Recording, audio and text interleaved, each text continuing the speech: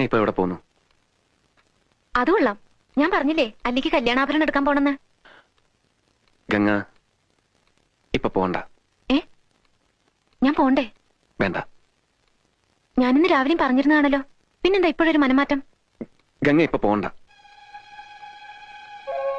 അതെന്താ? അല്ലിക്ക് ആഭരണം എടുക്കാൻ ഞാൻ കൂടെ പോയാല്? വേണ്ടെന്ന് പറഞ്ഞില്ലേ? എന്താ എന്താ ഞാൻ കൂടെ പോയാല്? പോകണ്ട.